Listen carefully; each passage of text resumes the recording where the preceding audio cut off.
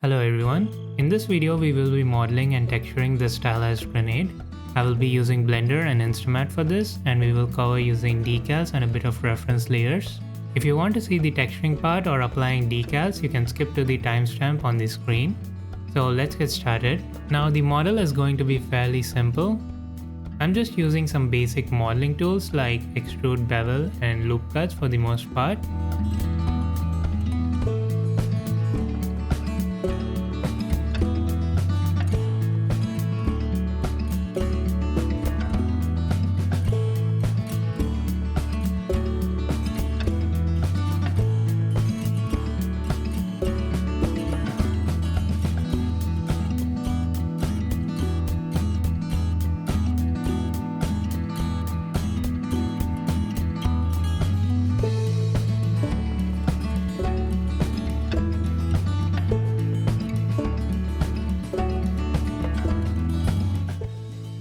You can press Alt E to get more extrude options like extrude along normals.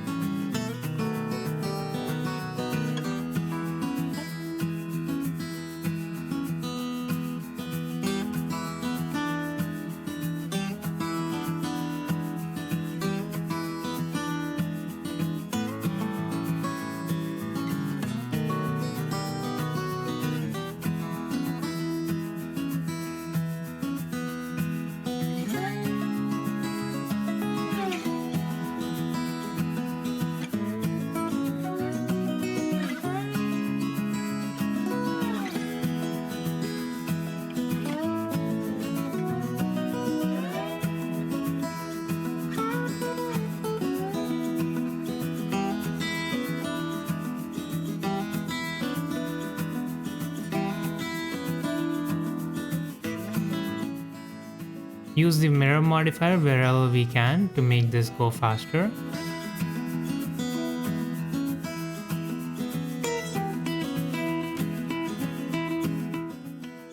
Now from my experience modeling hard surface props, especially for low poly or for games, having triangles is fine for the most part as long as they don't cause major shading artifacts. You only need proper quads if you want to create a high poly using subdivisions so that it's easy to manage, or if you want to have deformations. In this case, we don't really need to worry about either as this model won't be deformed, and we will get a basic high poly with bevels. You definitely want to avoid n-gons though, as they cause issues with the shading and other problems.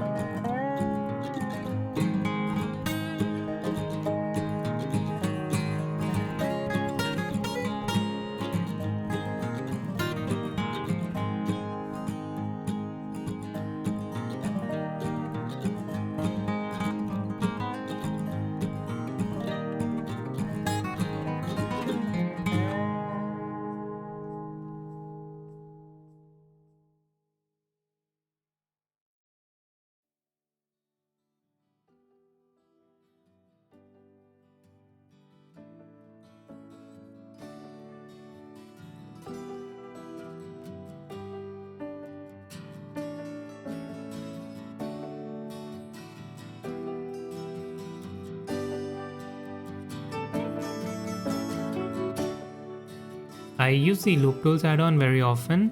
It's useful to get circles or relaxed edge loops. So you can get that directly in your preferences under add-ons or extensions.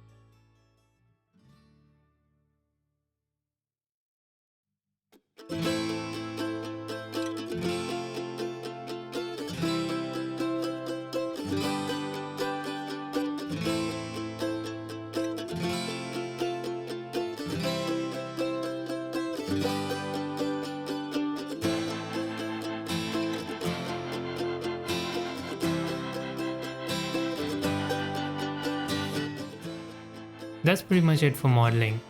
Give these proper names so we can do the bakes with the high poly without having any issues.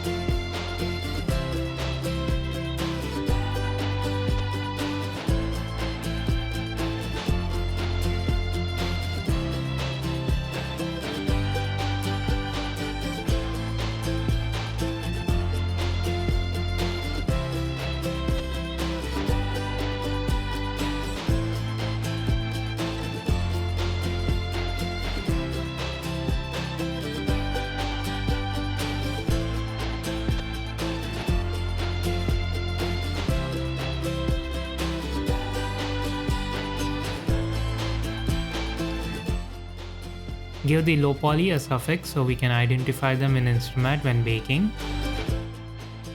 Duplicate the collection for the high poly and give this a suffix as well. You can use the find and replace option using Shift F2.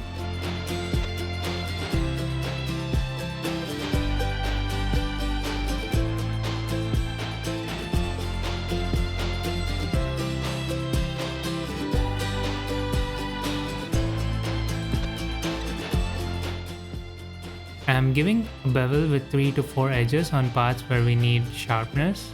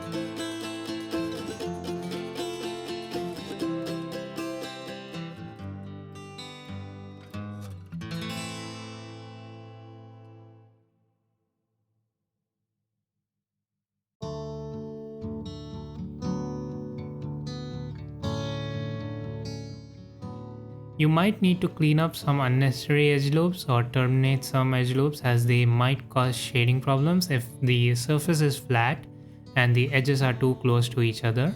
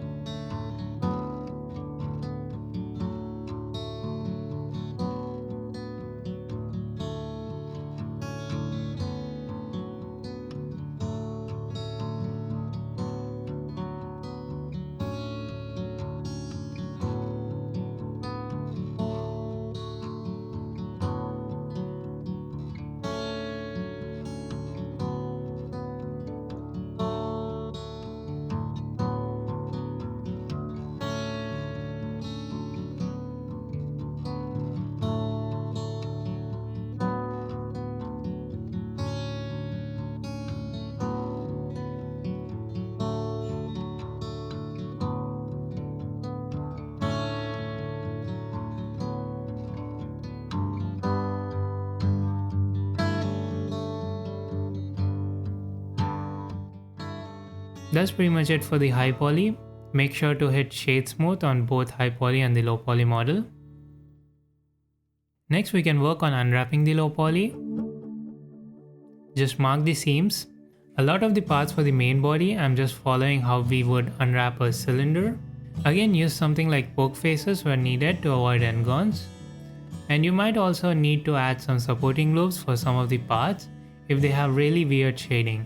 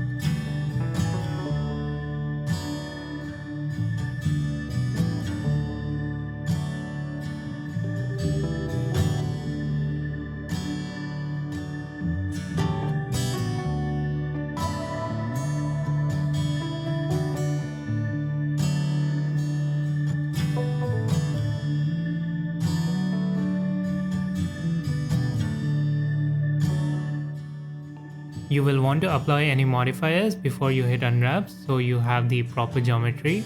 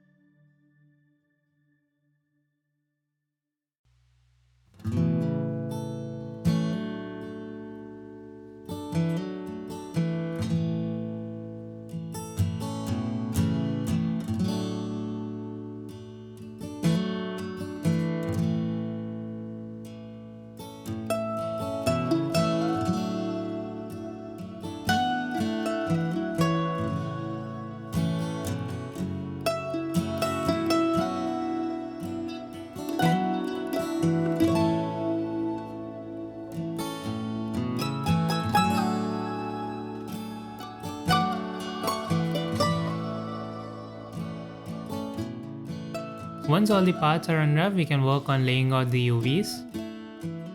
I'm using the Mio 3 UV add-on. It will be available in preferences under extensions. You can do a lot of useful operations like getting proper square grid shapes or align stuff and different arranging options.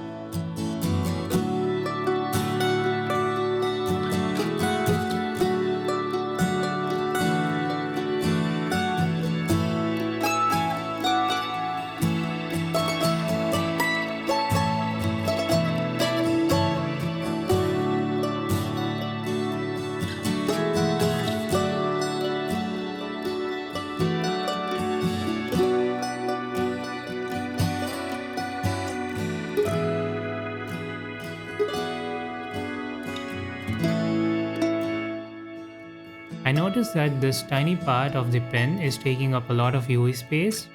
This is because we didn't apply the scale for the object, so just apply the scale with Ctrl A.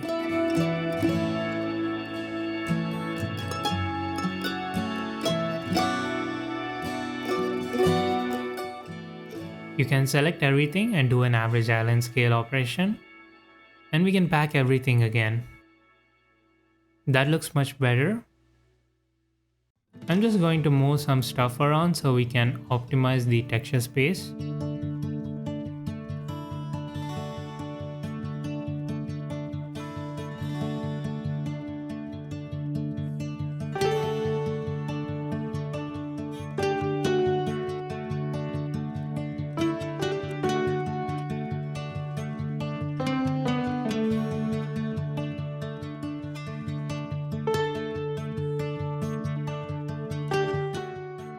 That's all for the UVs. It's not perfect, but it will do for this. Give a material for the low poly objects.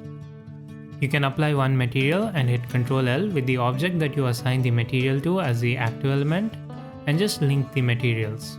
Go ahead and export the high poly and low poly models. Make sure to have the selected objects option ticked.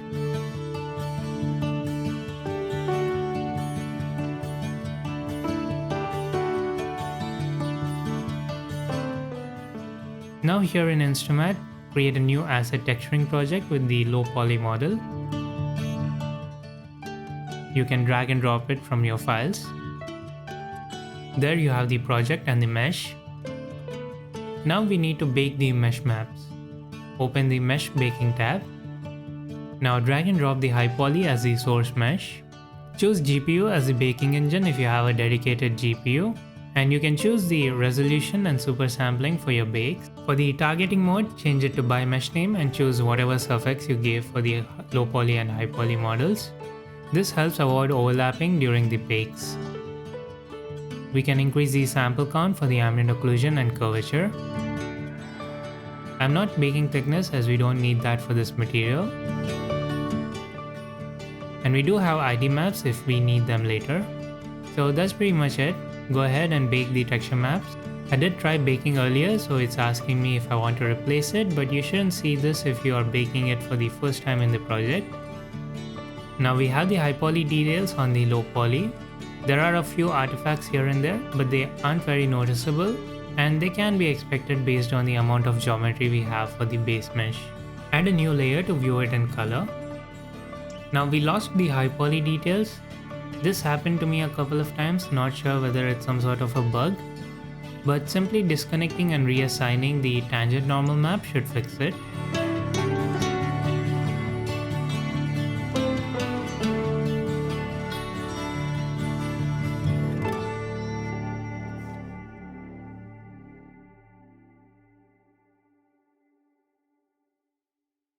You can also search for the mesh select baked data in your library and add that as a layer.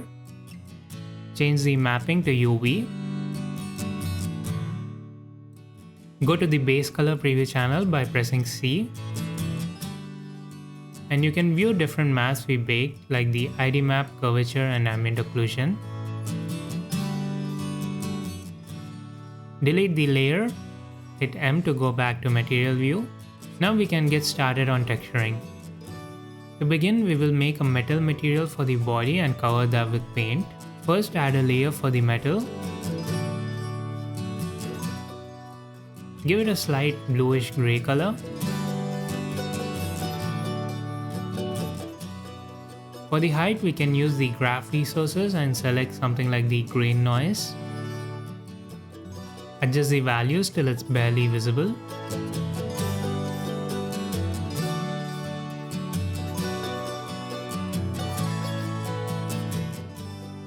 We can judge this better once we add the roughness and metalness, so assign the base roughness and increase the metalness value to 100%.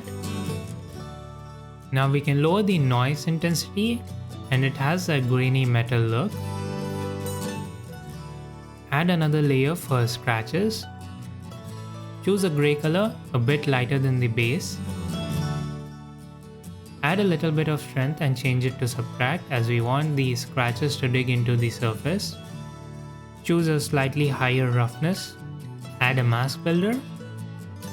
Let's use a grunge map. Search for scratches, and scratches 3 looks good for this. You can hit S to solo the mask and view it, S again to go back.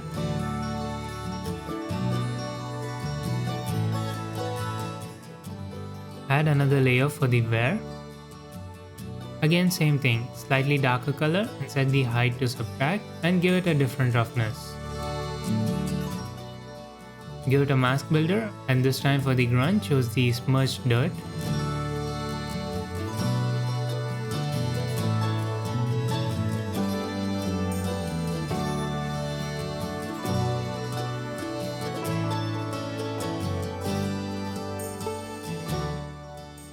We can add filters to the mask. Choose Pick from Library for more options and select the Slope Blur. For the height for the Slope Blur, pick Clouds.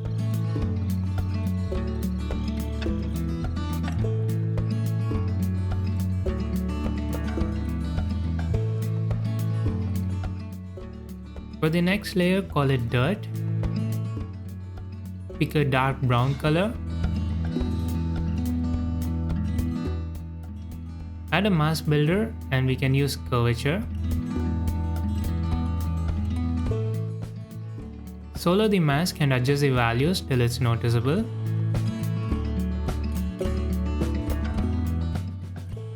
For a more uneven look, add a filter. Select directional warp. For the input, select clouds noise. Change the directions to N and set the direction count to 1. Lower the intensity. Add another mask builder on top and select Dirt 3 for the grunge.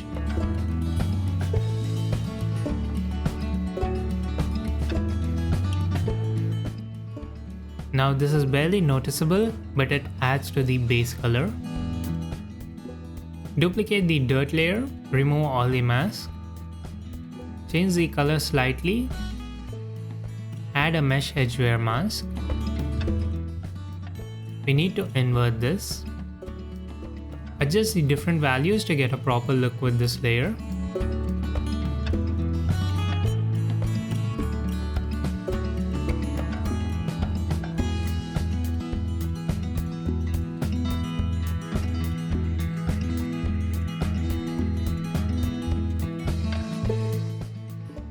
That's pretty much it for the metal. You can make any changes if needed, but for now let's group them and name it.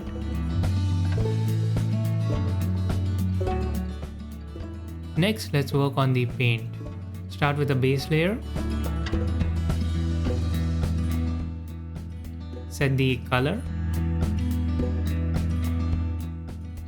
Turn on the roughness and metalness and set the base values for these. Add a layer for the gradient color. Give it a different color and use the mask builder to set the position for the gradient.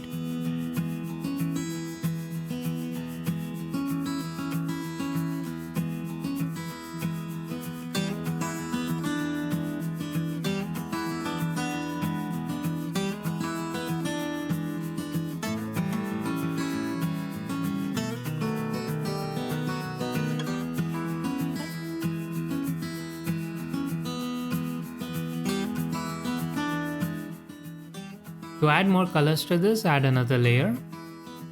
I will set it to a very dark color.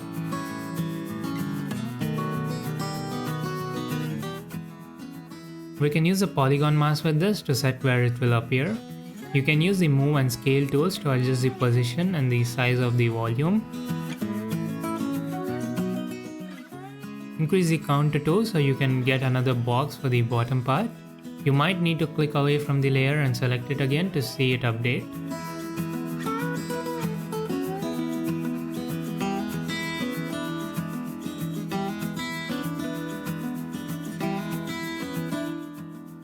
Next, for some bumps, we can add a layer for the height information. Add some height value and we can use the mask builder. For the grunge, select the grain noise. It will be under noises.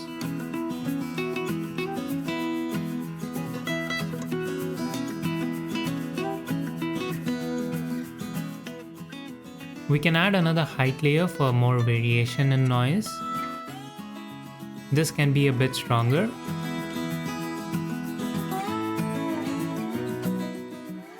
For the grunge, use Dirt 3.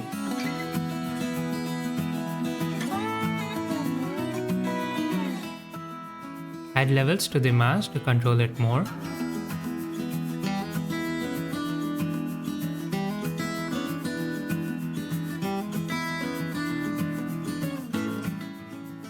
Now to add some stylized variation, we can use another layer with a noise that will be slow blurred.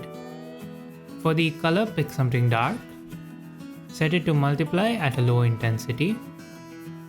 We can add a higher roughness value for variation. Add a mask builder and add any grunge. I find the Rampage 3 to work well with this.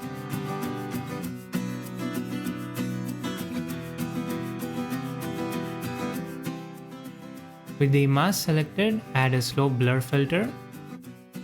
For the height, use clouds.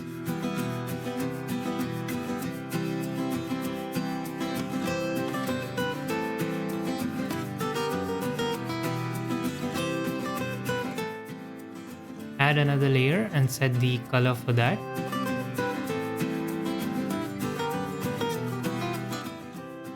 We can also give it some height. For the roughness, we can use the craft resource and select something like clouds noise.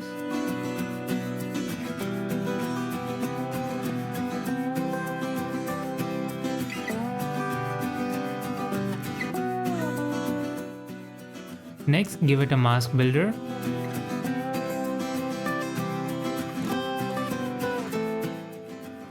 Use the stripe pattern for the image. You can adjust the mapping and count for this.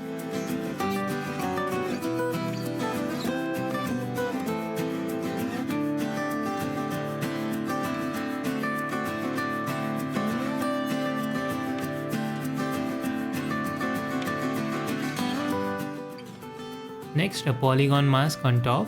Since this is set on multiply, we can just place the mask volume to set where the stripes will show up.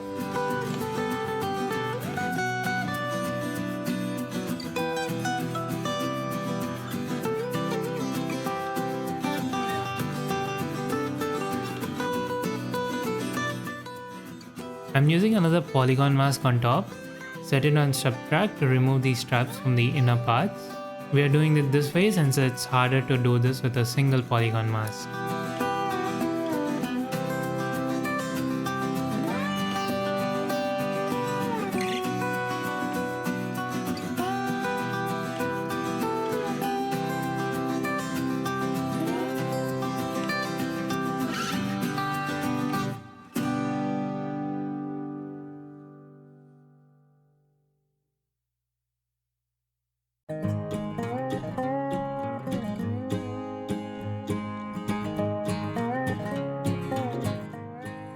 Now that the paint material is pretty much complete, we can add a mask builder to the folder to remove it from the edges, revealing the metal underneath for that worn look.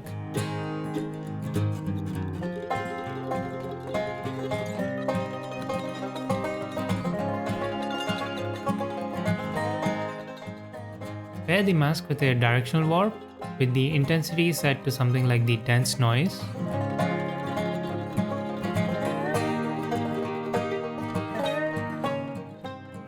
Set the intensity to a pretty low value. We can also use the mesh edgeware mask.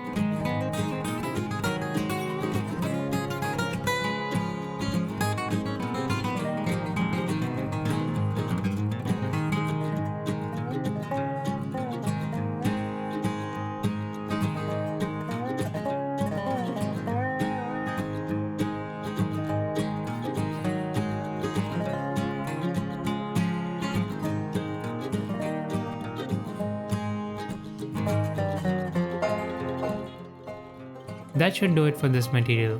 Group the layers and call it body.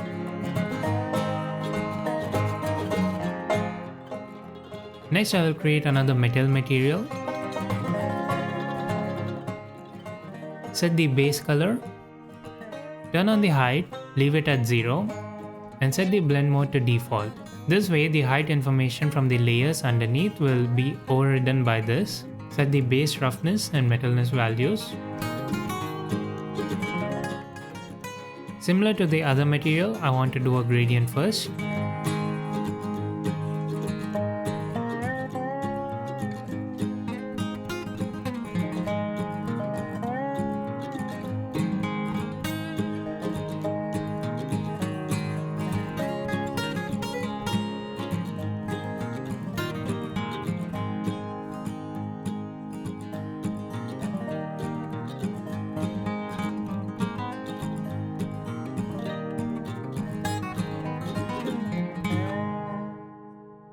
Next, we can add some noise variation for the color and roughness.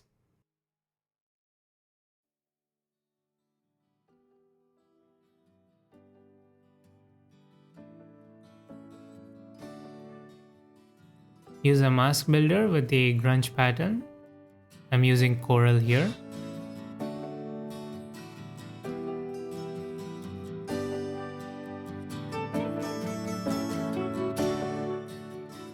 And use a slope blur with that.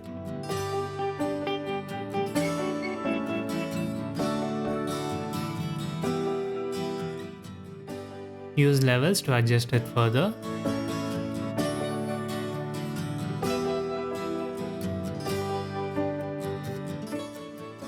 Add a layer for the ambient occlusion.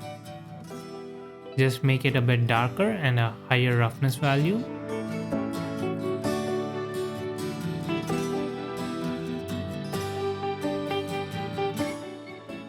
And use the mask builder for the ambient occlusion.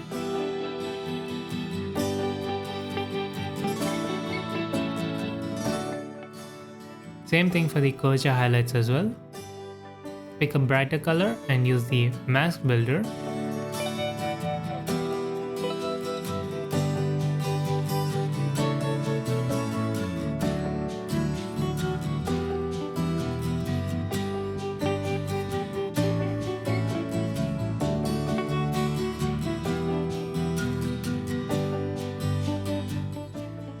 Use a directional warp with this. I'm using the dense noise again with a fairly low intensity.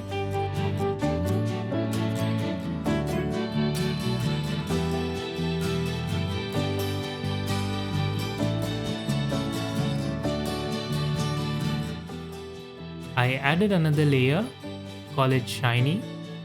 Set the base color to something lighter and lower the roughness. Use the mesh mask as this is specifically for the pin and the ring.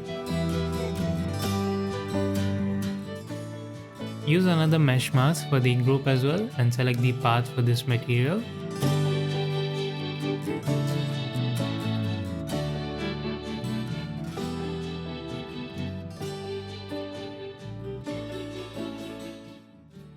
Now I want the top part and the handle to be somewhat like plastic, so let's work on that material. Set a base color. Again, turn on the height and set it to default so it doesn't get affected by the height from the layers below. Set the roughness, and this won't be a metallic material. Then do a gradient from top to bottom.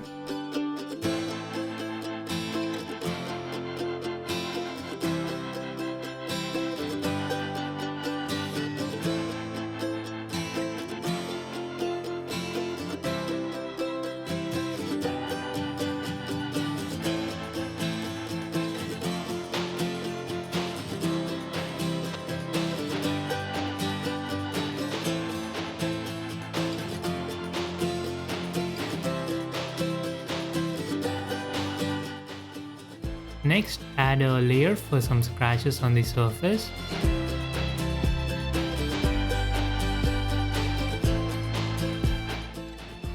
Add some height and set it to subtract as you want it to dig into the surface rather than push out.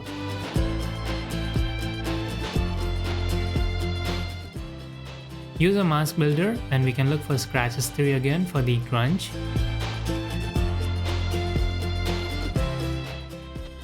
Set the scale and adjust different values that are available.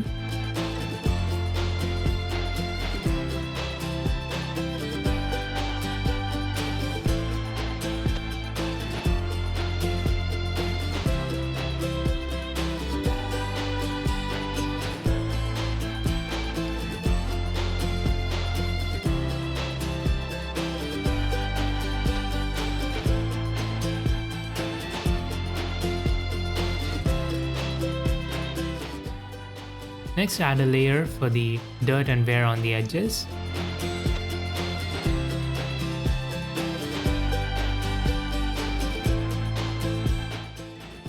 Use the curvature from the mask builder.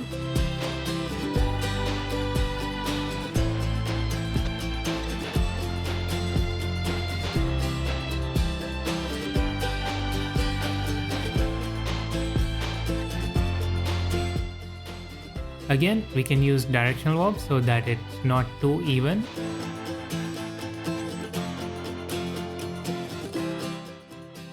I want some randomness, but not as much as the noise as we did earlier for the metal. I'm using another mask builder with the dirt texture to add some extra noise to the edges.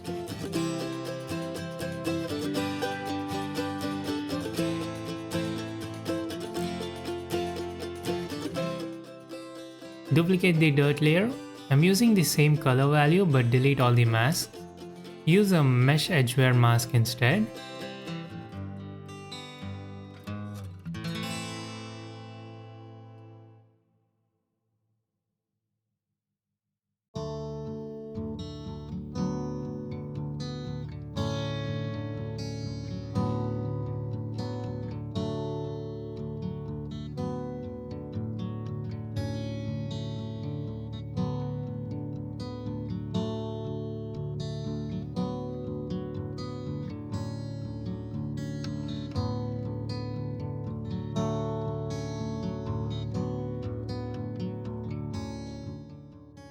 Finally, use the mesh mask on the group to select which parts have this material.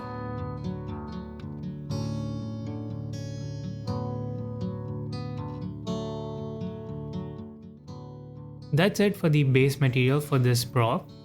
Next, we can work with decals to add some character and story to this grenade. Okay, now that we are done with texturing the base model, we can start adding elements like the stickers and text using decals and reference layers. First, add a new layer. For the base color, pick element graph resource. As you know, there's different noises here, but there's also patterns that you can check out. We can use this awesome shape generator. It provides a large number of different symbols and icons with outline or solid version. Right now it's on triplanar mapping, so it projects the texture from all directions and blends it near the edges. Instead of triplanar, we can use decal. This gives this cube bounce with one side being darker. This represents the direction in which the decal is being projected. So the object that we are projecting the texture on needs to be within the bounds, and it should be projecting in a perpendicular direction to the surface. You can use your standard move, rotate and scale tools. They are available up here with W, E and R as the shortcut keys. Let's place it. Now if you want to move it, you can see how the texture stretches. So you need to make sure to align the rotation as well. Since this is a circular surface, it's not going to be perfect. Now this can get tedious if you are moving the texture a lot. So we have this handy pick decal position tool with the shortcut Q. Once activated, you can place the texture anywhere on the surface simply by clicking on the position, and it will automatically be placed in the correct orientation.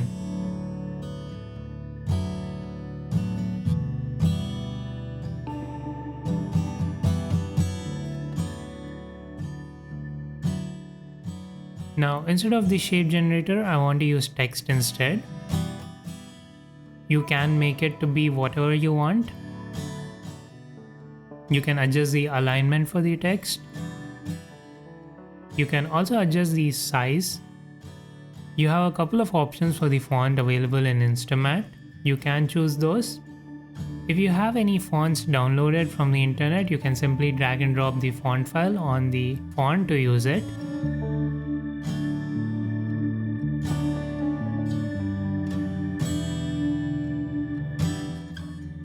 Now it can be a bit hard to position it on surfaces that are curved and at an angle, but for now let's just leave it.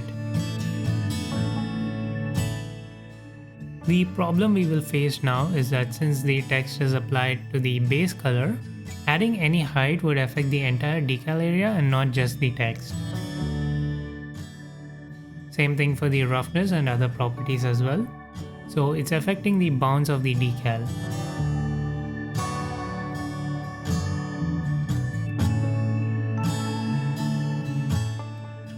Now you can work around this by adding the text to a mask instead of the base color. Let me just demonstrate that. I'm using a mask builder with a pattern for the grunge. Let's use the cross pattern instead to keep it simple. You have the decal projection mode here as well. Now I'm not sure why, but there's no rotation option here. When you use the decal option on the mask, you only have the scale and offset. That is the first limitation here.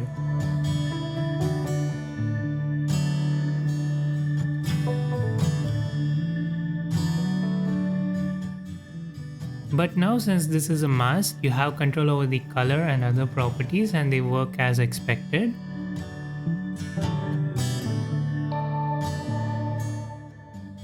The next limitation is that you don't have anything for the base color. It can only be a solid color. While you can add an image, but you will have to map that within the mask, and it can be done, but it's very counterintuitive. So instead we will use a reference layer to achieve the results that we want.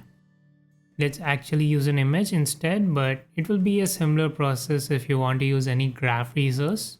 I have this text that I quickly made in an image editing software, so it's easier to use any font and format the text much better. Just drag and drop it. It's a serial number kind of thing. I will just place it on the top.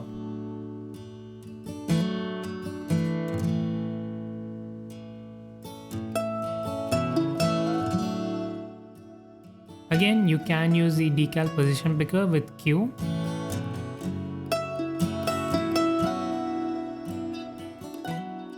Now this is an image with a transparent background, but we still cannot use the height and other values. So now we can get to using the reference layers. First name the layer so we can identify it later when we reference it. Add another layer. Now what we want to do is reference the text information from the base color onto the new layer that we added. First select the layer and add a reference. And for the new layer, let's call it text control. Now under the mask you have the option for a reference generator. Now this can take the information from any reference layer below. Keep note that whichever layer you are referencing needs to be active and in a layer below, so the layer order matters. In the reference generator, pick the layer reference as the source reference. Now here you can select the base color as the text information is on the base color. If you go and add some height and change the roughness, you can see it's not really doing anything. Because right now it's taking the red channel. We need to use the alpha channel instead as the image is transparent. This reference is basically acting as a mask and it will update if we make any changes to the reference layer. You cannot really solo the reference generator to see what's happening in the 3D view, but you can adjust the levels for the reference generator mask. This might be something useful. So now we have control over different properties for this text.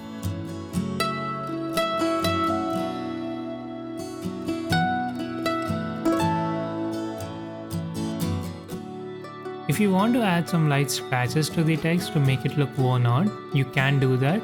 For example, I'm taking a mask builder with a grunge pattern.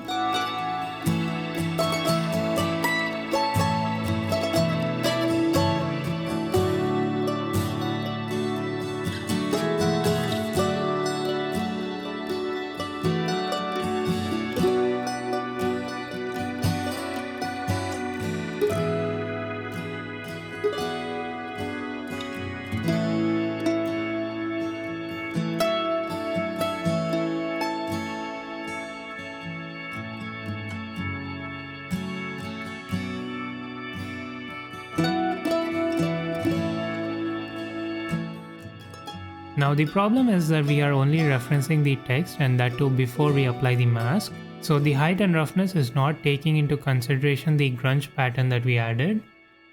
So to fix that we need to take a reference for the mask as well. By the way, make sure to select the mask and not the layer as it will be a reference for the mask. Name it so it can be identified. On the text control, add another reference generator.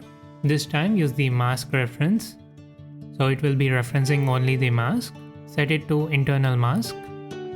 And immediately that solves the problem. We have both text and the mask affecting the roughness and height. Now you do need both reference layers as the first one is taking the text and the second one is only taking the mask information. That's pretty much the idea behind using references. The first layer is simply carrying the information and the reference layer is what we use to control all the properties.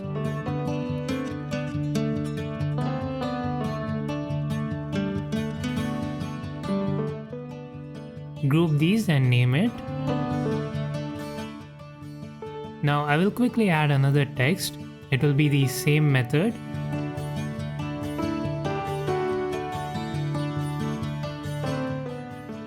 I tried to place the text on the slanted surface, but the decal method doesn't really work great for that. We can use the UV projection, but honestly right now it feels very limited. As far as I know, there is no way to visually move the texture and map it using the image viewer. You could select the layer and select the view composite output for the current channel and view where it's being placed. You can try that, but it's not really that great. So yeah, I found the UV mapping to be a bit limiting, especially since this text needs to have some precise positioning and just moving it with the values can be very tedious.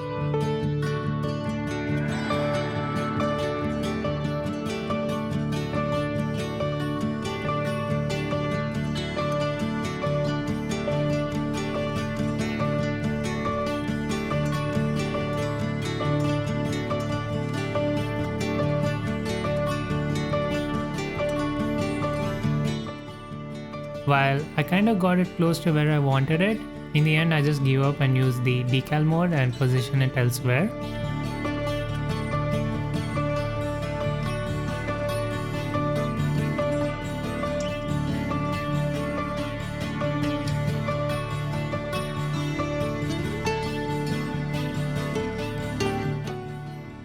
and the rest of the process is pretty much the same.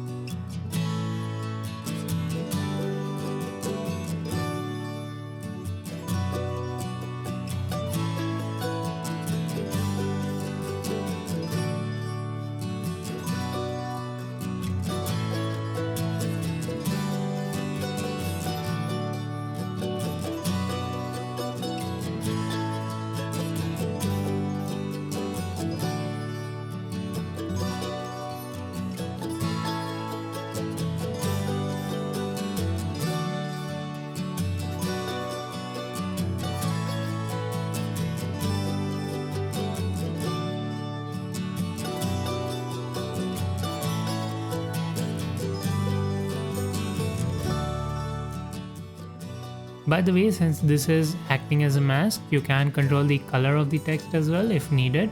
That is the idea behind using the reference layers, and we are only using 2 layers for these decals.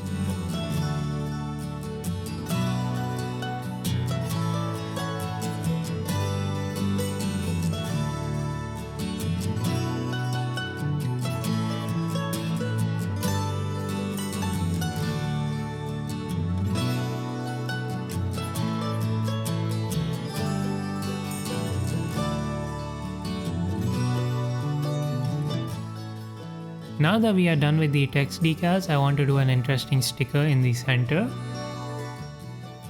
First, add a new layer. For the base color, we can use an image. Also use the decal for the projection mode and position it. For the image, I have this radiation icon I just found online at Flat Icons. It will be linked in the description. You can drag and drop it into your package as well.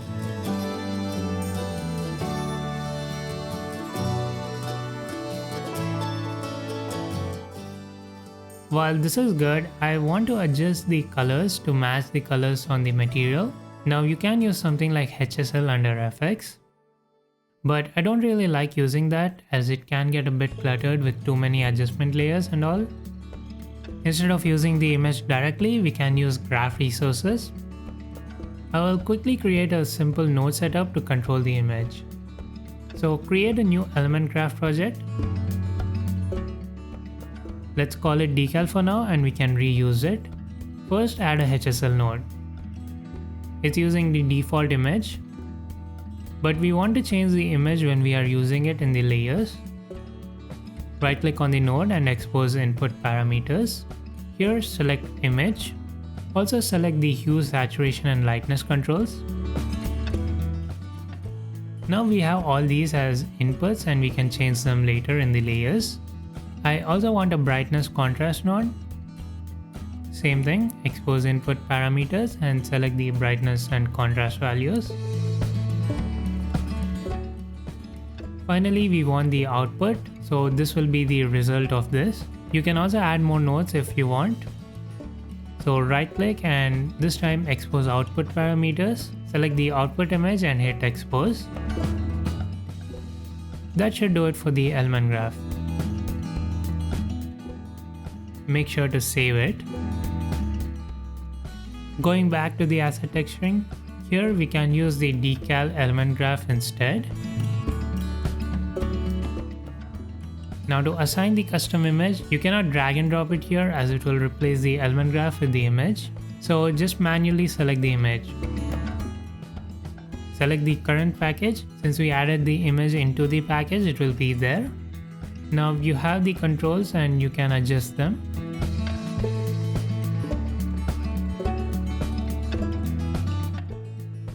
With this, I wanted to have a peeled off damaged sticker look. First, name the layer. Add a reference for this. This is referencing the entire image with the color. We need this because again we cannot control the roughness and height, but also I want the bottom layer to be white and the topmost layer to have the color information. We will get to that in a second.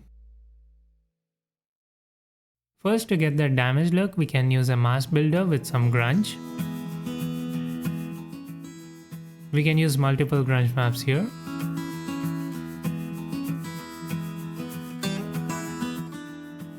Like I mentioned, to make this layer white, we can use a levels effect before the mask builder. Just bring the black value all the way up. Don't worry, as we will get back the color image in a layer above.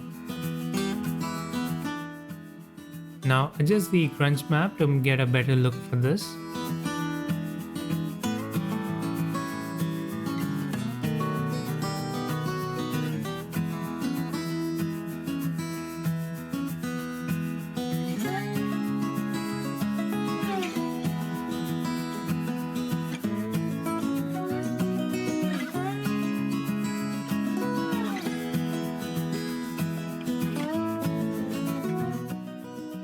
We can also use a mask painting layer to remove some parts manually, set it to subtract.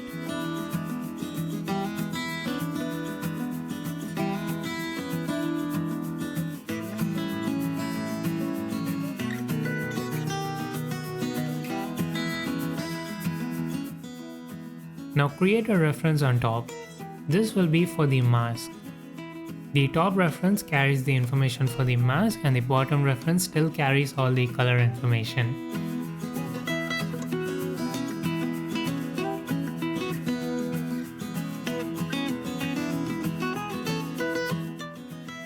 Same as before, add another layer. I want this to be slightly yellowish for the paper look. You can also use a paper texture if you have one. Name the layer and add a reference generator. First one will be for the sticker layer. Again, right now it's taking the image and considering all the red channel values. So change this to the alpha channel. To make this clear, if we just take a look at the image we are referencing, it is a transparent image, so it takes the alpha channel as the mask for the new layer. Add a reference generator for the mask. Select internal mask for this.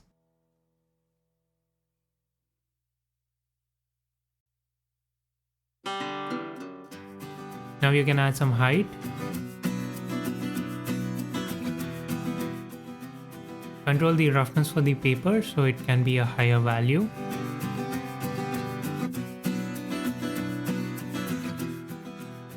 Again, instead of a color, you can use a paper texture image or also any noise that is available. But for now, I will just choose something slightly yellowish and darker.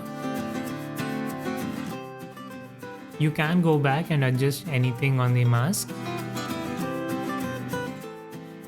Finally, add another layer to get back the color information of the sticker. Name it. And same thing as the last layer, we will use two reference generator to get the mask.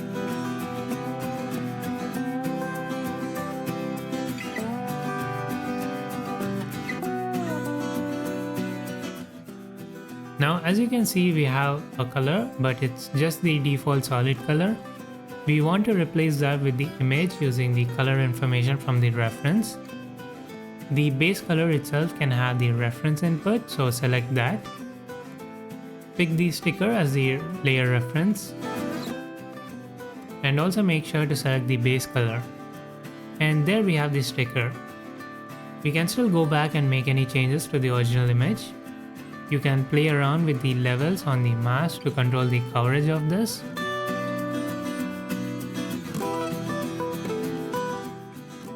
Now that should do it for the sticker. I will go back and make some changes to the mask values to make it look better.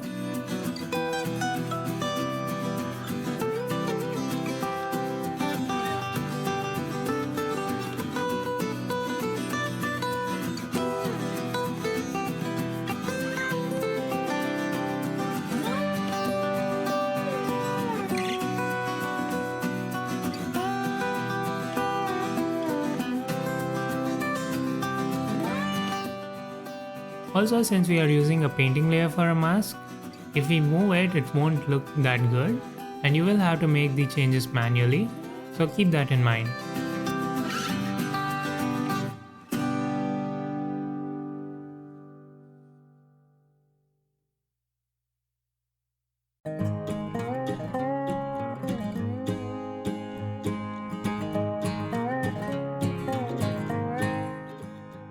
You can make the sticker have some bump and make it more shiny as well.